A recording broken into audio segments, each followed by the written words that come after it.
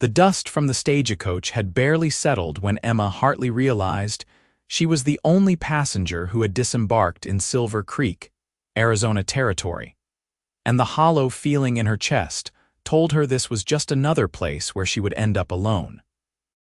It was late August 1878, and the sun beat down mercilessly on the single dirt road that cut through the small mining town like a scar.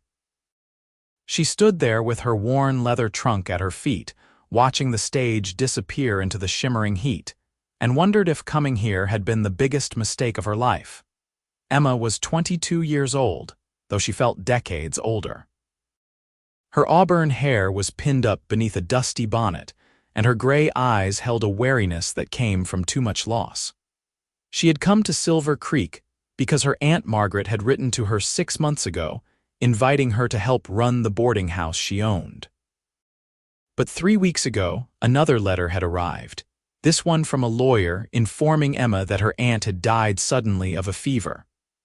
The boarding house was now hers, along with whatever debts and responsibilities came with it. She picked up her trunk, grateful it was not heavy since she owned so little, and started walking toward the building the stage driver had pointed out.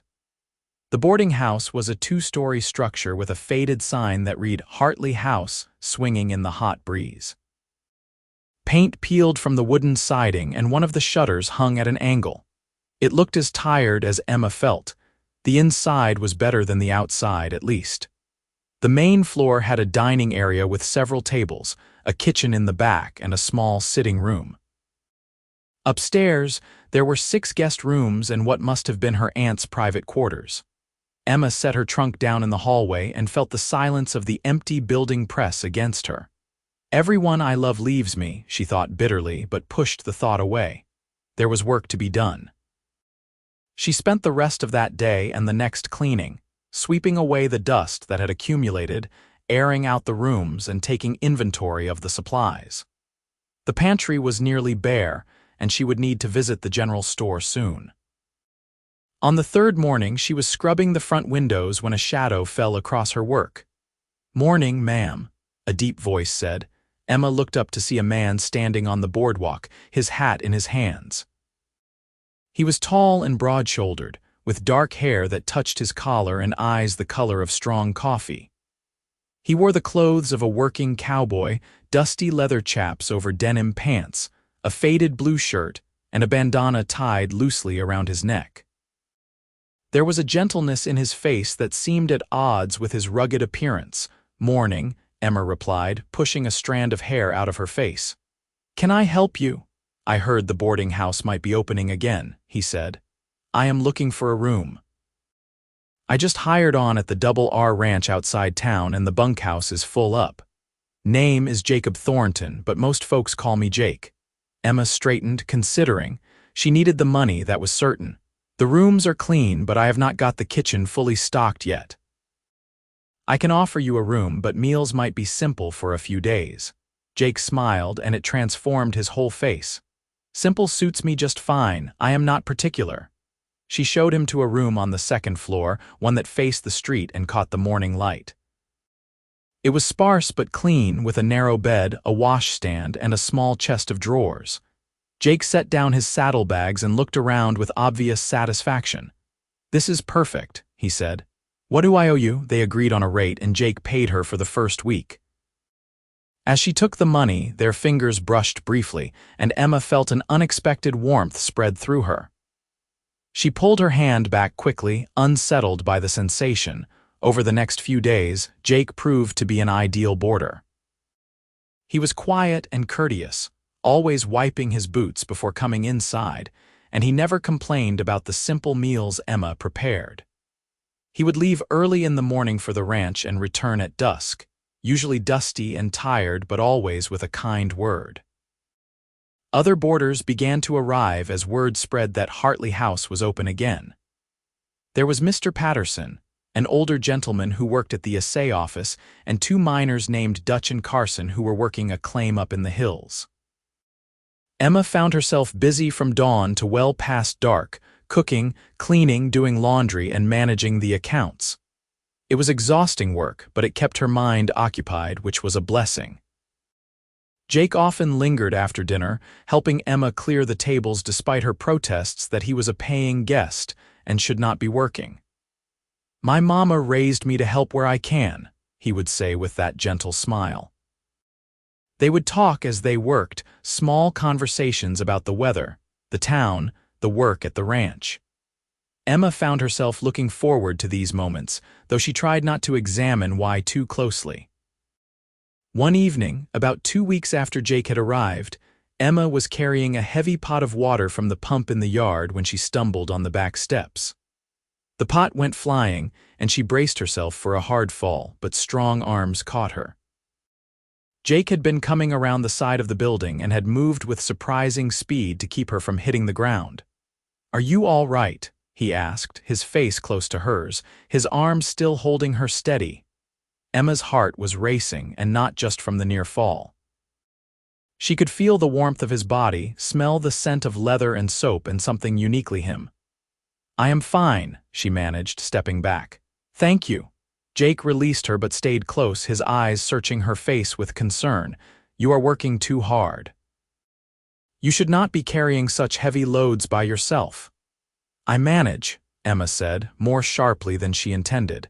She did not like feeling vulnerable, did not like needing help. Every person she had ever depended on had left her, one way or another, and she had learned it was safer to rely only on herself. But Jake did not take offense at her tone. He simply retrieved the pot, filled it again at the pump, and carried it into the kitchen for her. When he set it on the stove, he turned to her and said quietly, "I know you can manage on your own, Emma, but that does not mean you have to." Something in his voice, a gentleness that held no pity, made her throat tighten with unexpected emotion. She turned away, busying herself with the stove, and after a moment Jake left her alone. That night, lying in her narrow bed in the small room off the kitchen, Emma thought about Jake's words. She thought about the way he had caught her, the strength in his arms, the concern in his eyes. She thought about how he made her feel safe in a way she had not felt in years. And that terrified her.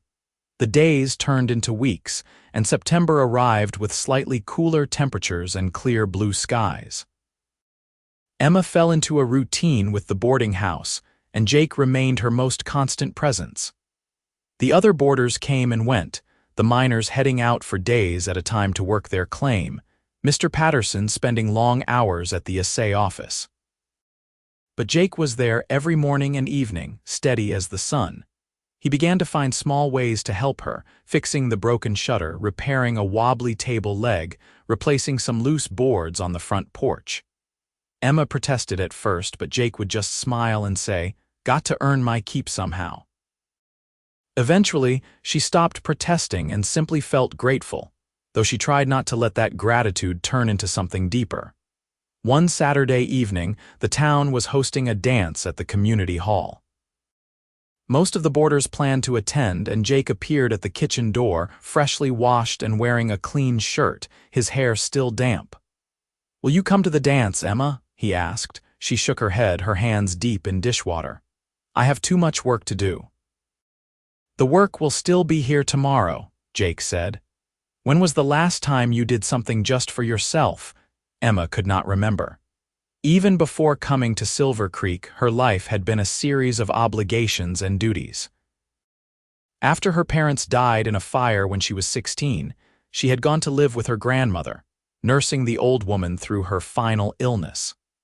Then there had been a brief, disastrous engagement to a man who had left town with another woman 2 weeks before the wedding.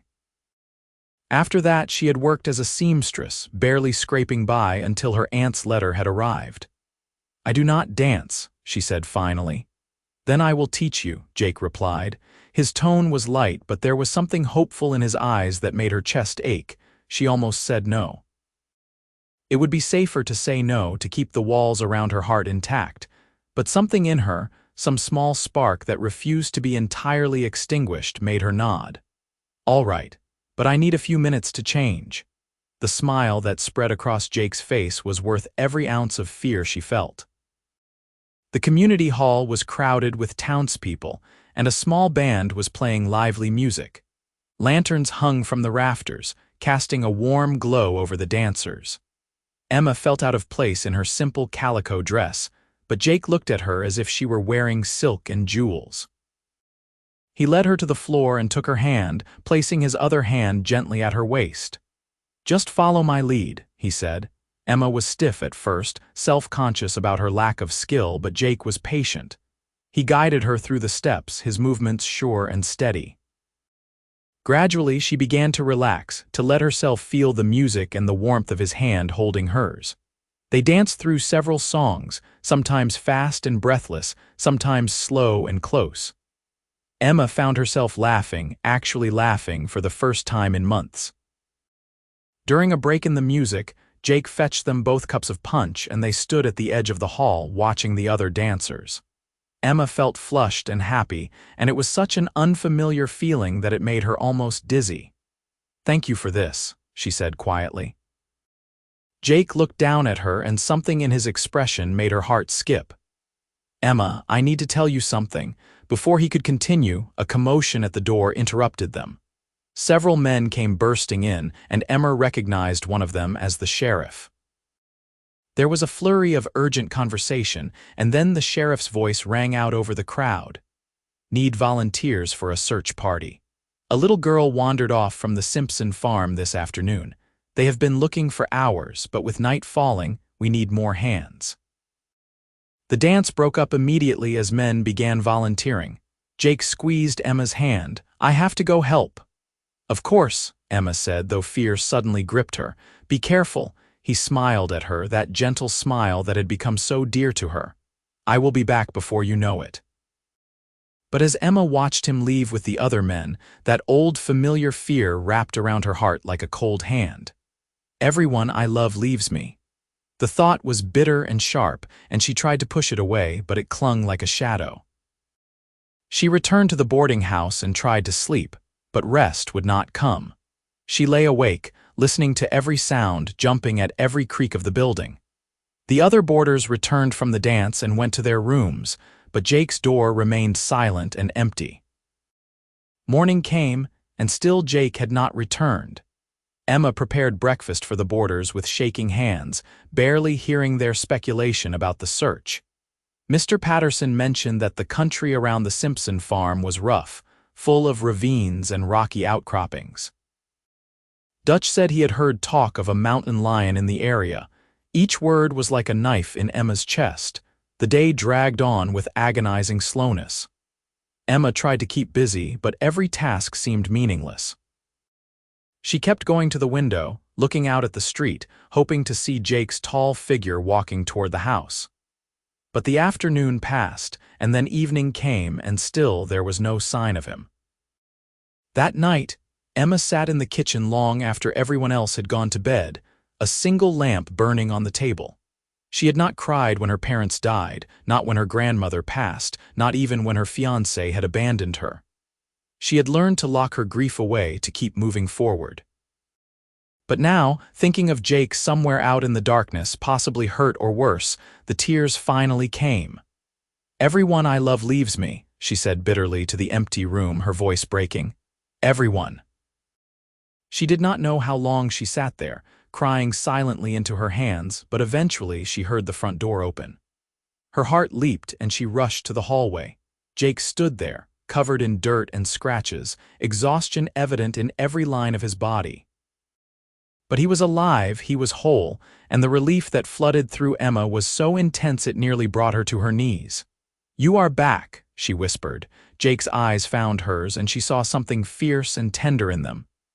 "Emma," he said, his voice rough. "I need to tell you something, and I cannot wait any longer."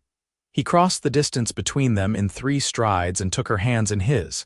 His grip was strong and warm, and Emma felt like she was drowning in the depth of his gaze. "I am in love with you," he said simply. "I think I have been since the first day I saw you scrubbing those windows. I love your strength and your courage. I love the way you take care of everyone even when you are exhausted. I love your smile, which is rare as gold and just as precious. I know you have been hurt, I know you have lost people. But Emma, I am not going anywhere. I am staying right here forever if you will have me." Emma's breath caught in her throat. She wanted to believe him, wanted it with an intensity that frightened her. But fear held her back, the fear that had kept her heart locked away for so long. "How can you promise that?" she asked, her voice barely audible. "How can you know?" "I cannot promise that nothing will ever happen to me," Jake said. "We do not get those guarantees in this life. But I can promise that I will not choose to leave you. I can promise that I will fight every day to come back to you. I can promise that I will love you with everything I have for as long as I draw breath." "Is that enough?" Emma looked into his eyes and saw only honesty there, only love. And she realized that she had a choice. She could let fear rule her, could keep her heart locked away and safe but alone. Or she could take a chance, could open herself up to the possibility of love even with the risk of loss. It was the hardest decision she had ever faced, and yet, looking at Jake, it was also the easiest. "I love you too," she said, and the words felt like they unlocked something in her chest. "I have been so afraid, but I love you, Jake Thornton." The smile that broke across his face was like the sun rising. He pulled her into his arms, and Emma let herself sink into his embrace, let herself feel safe and cherished and home. When he kissed her, it was gentle at first, then deeper, full of promise and passion and a love that felt strong enough to weather any storm. They stood there in the hallway, holding each other until Jake finally pulled back slightly. "The little girl," he said. "We found her. She was stuck in a ravine, scared but unhurt. Got her back to her family just before dark. That is what took so long." "Thank God," Emma said, relief washing through her again. "I was so worried." "I know," Jake said, brushing a strand of hair from her face. "And knowing you were worried, knowing you cared, that is what kept me going out there. I knew I had to get back to you." They talked for hours that night, sitting in the kitchen over cups of coffee. Jake told her about his life, about growing up on a farm in Texas, about losing his own parents to cholera when he was 19, about drifting from ranch to ranch looking for something he could not name until he found it here in Silver Creek in Emma. Emma told him about her losses, about the fear that had followed her like a shadow, about how hard it was to trust that anything good could last. Jake listened to every word, holding her hand across the table, his thumb tracing gentle circles on her palm. "We will build something lasting together," he promised. "You and me, something that fear cannot touch." In the weeks that followed, they began to do just that. Jake moved into the private quarters with Emma after a simple ceremony at the small church, presided over by the circuit preacher who came through town once a month. It was early October, and the air had turned crisp and cool. Emma wore a borrowed dress of pale blue, and Jake wore his best clothes, and when he said his vows, his voice was strong and sure. "I promise to love you all the days of my life," he said. "I promise to stand by you in good times and hard times. I promise to be your home as you are mine." Emma's voice shook as she spoke her own vows, but the love in her heart was steady. "I promise to trust you, to let you in, to build a life with you. I promise to love you without fear, to hold on to hope, to be yours forever." When the preacher pronounced them husband and wife, Jake kissed her with such tenderness that Emma felt tears slip down her cheeks. But these were tears of joy, not grief, and that made all the difference. Married life suited them both. The boarding house thrived under their combined efforts. Jake took over many of the heavier tasks, hauling water and wood, making repairs, while Emma managed the cooking and cleaning and the accounts. They worked side by side, and the easy partnership they had developed before their marriage deepened into something even richer. In November, Jake came home with news. "The foreman at the Double R is retiring," he said. "The owner asked if I would take the position. It pays better and the hours would be steadier. I would be home every night." Emma threw her arms around him. "That is wonderful." They began to dream bigger after that. Jake talked about maybe saving up to buy their own piece of land someday, a small ranch where they could raise horses. Emma talked about expanding the boarding house, maybe adding a few more rooms. They would lie in bed at night, making plans, their voices soft in the darkness, and Emma marveled at how different her life had become. The loneliness that had haunted her for so long had been replaced by a deep sense of belonging. Winter came to Silver Creek, bringing cold nights and occasional snow. Emma discovered she was pregnant in January, and the joy on Jake's face when she told him made her heart overflow. He placed his hand on her still flat belly with a look of wonder. "A baby," he breathed. "Our baby." "Are you happy?" Emma asked, though she could see the answer in his eyes. "Happier than I have ever been," Jake said. He pulled her close, his arms gentle around her. "Thank you for trusting me, Emma. Thank you for letting me stay." The pregnancy was not easy. Emma suffered from terrible nausea in the early months, and Jake would hold her hair back and bring her cool cloths and sit with her through the worst of it. As her belly grew, the work at the boarding house became more difficult, but Jake hired a young woman from town to help with the cleaning and cooking. Emma protested the expense at first, but Jake was firm. "You are not doing this alone," he said. "We can afford it, and you need to take care of yourself and our baby." Their daughter was born on a sweltering day in late August 1879, almost exactly a year after Emma had first arrived in Silver Creek. The labor was long and difficult, and there were moments when Emma was sure she could not go on. But Jake stayed by her side the entire time, holding her hand, wiping her forehead, whispering encouragement. When the baby finally arrived, wailing and red-faced and perfect, Emma wept with relief and exhaustion and overwhelming love. They named her Rose Margaret, after Jake's mother and Emma's aunt. She had Jake's dark hair and Emma's gray eyes, and from the first moment, she had both of them wrapped around her tiny fingers. Jake proved to be a devoted father, walking the floor with Rose at night when she was fussy, changing her diapers without complaint, singing to her in his deep voice. Watching him with their daughter, Emma fell in love with him all over again. The years began to pass, each one bringing new joys and challenges. Rose grew into a spirited toddler with an infectious laugh. The boarding house continued to prosper, becoming known as one of the best establishments in the territory.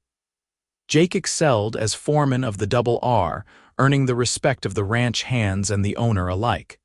They saved their money carefully, still dreaming of that piece of land.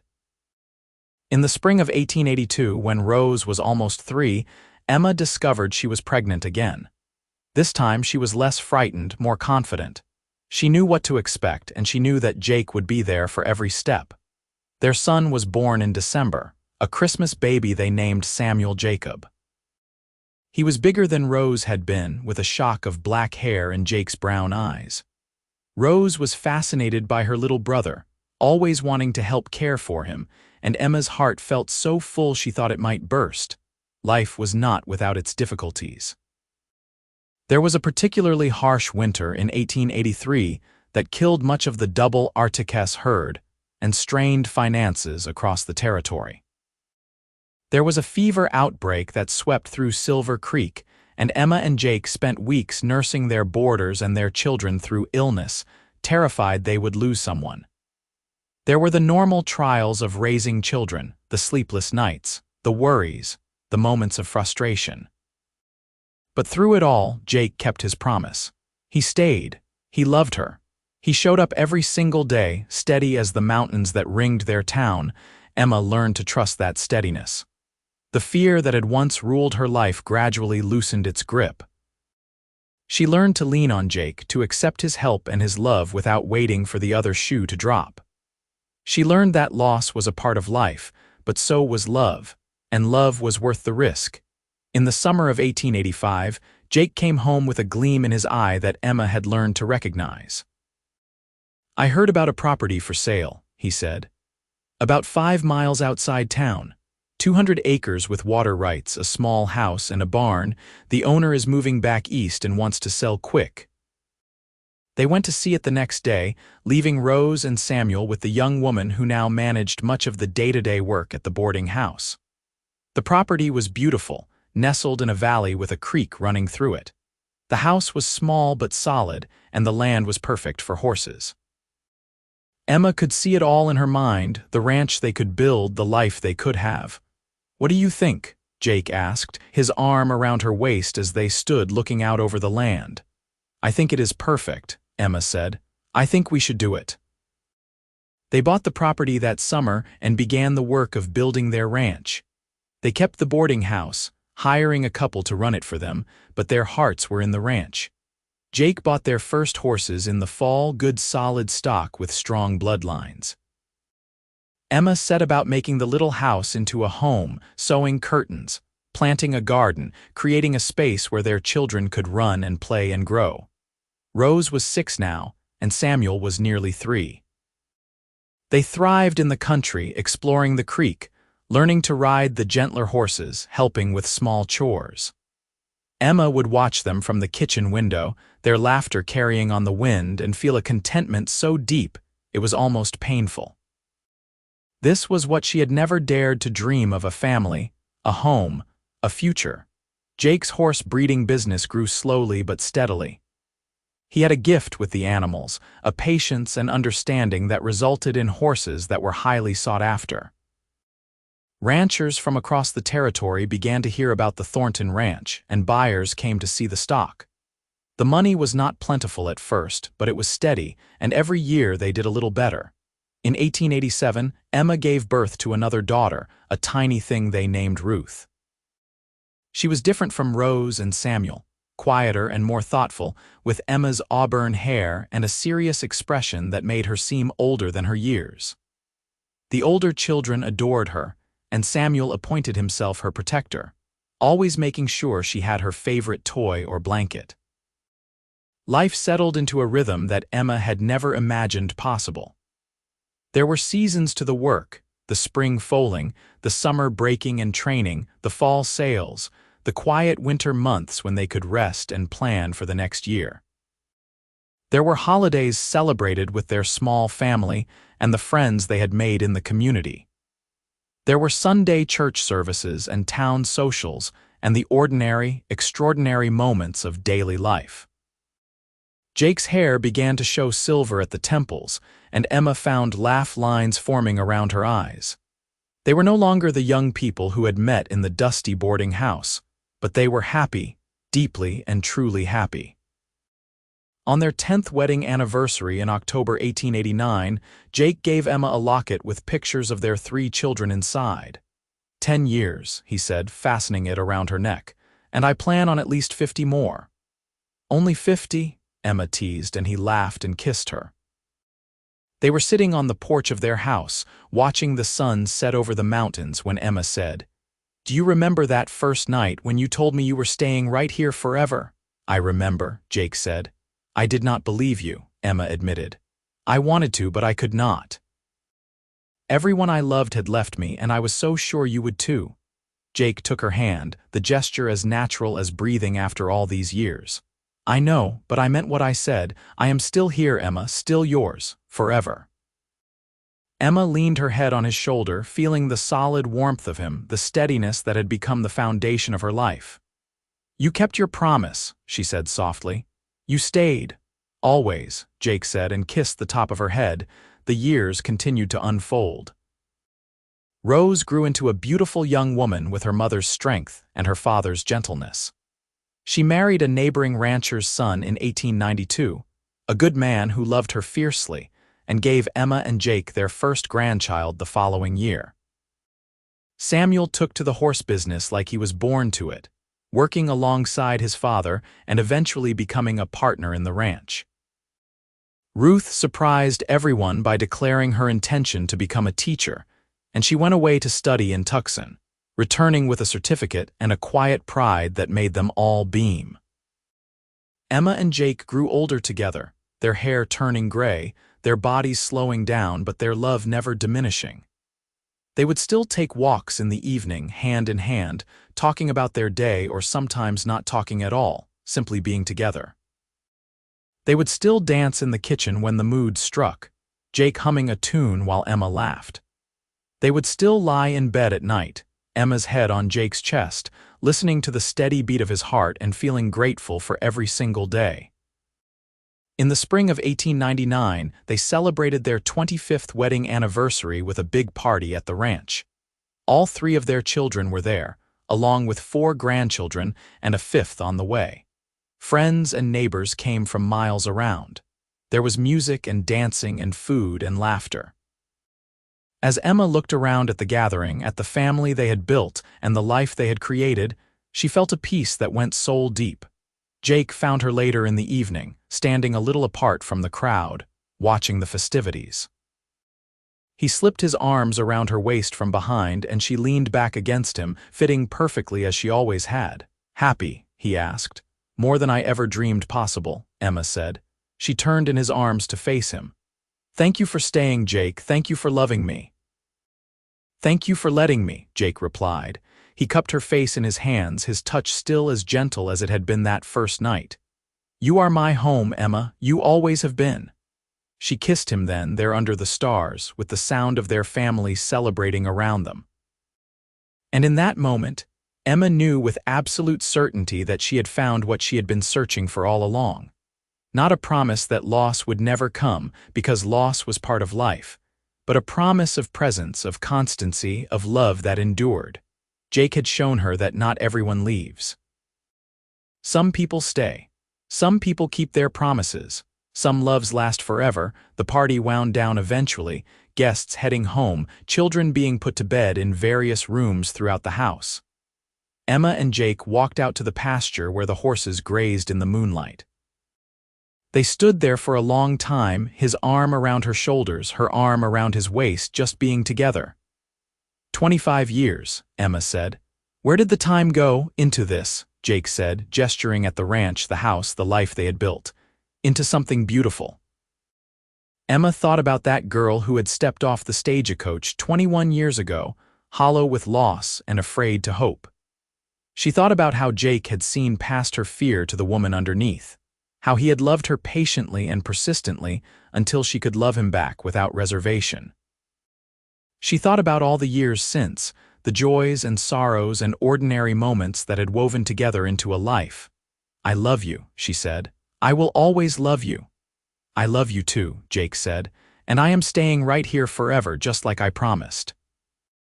They walked back to the house hand in hand, their steps perfectly matched after all these years. The future stretched out before them, uncertain in its details but certain in one crucial way. They would face it together, whatever came. They would love and laugh and work and dream.